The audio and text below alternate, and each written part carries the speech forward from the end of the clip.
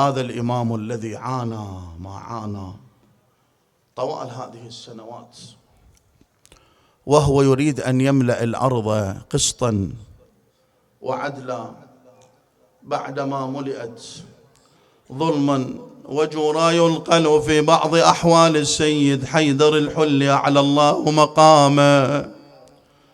تدرون السيد حيدر الحلي من يترجمون ليقولون كان عالما فاضلا شاعرا، من الناس الملتزمين بخط أبي عبد الله. ذات مرة راح ليلة الجمعة من الحلة إلى كربلاء. لما وصل منطقة طويريج بينه وكذلك وإذا بشاب جميل عليه آثار الصلاح. يقول له سيدنا سيد حيدر. قال نعم. قال اروي لي قصيدتك التي ذكرت بها جدي الحسين. قال له مولانا أي قصيدة؟ قال له القصيدة التي كتبتها في ليلة أمس عن مصائب أبي عبد الله.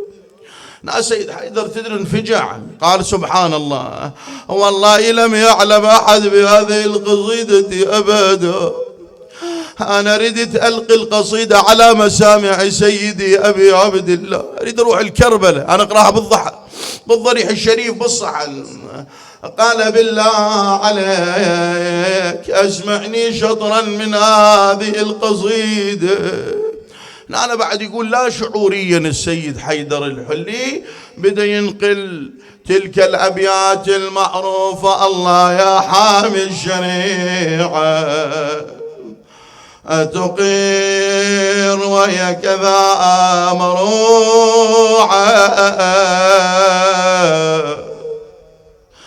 إلى أن يصل هذه الأبيات المفجعة في تلك القصيدة. ساعد الله قلب إمام زماننا إلى أن يقول: ماذا يهيجك إن صبرت على وقعة طيف الفظيعة، ترى تجيء فجيعة بأمر من تلك الفجيعة، حيث الحسين على الثرى، خيل العدا طحنا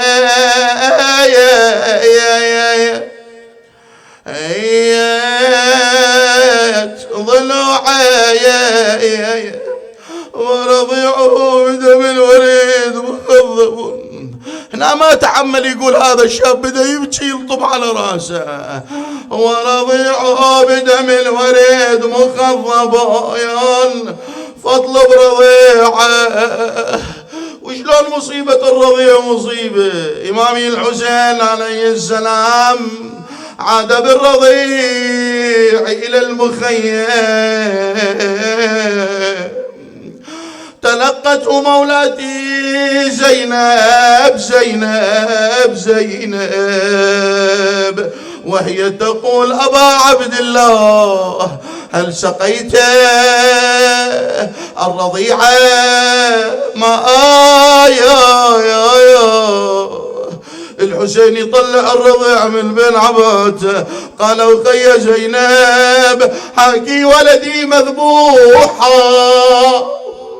مولاتي ما تحملت الموقف، ضمت الرضيعة إلى يا صدري، يا والله مذبوح يا ناس، حتى الطفل مذبوح.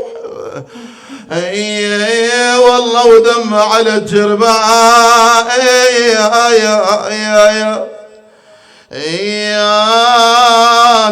مسفوح. إنا لله وإنا إليه راجعون.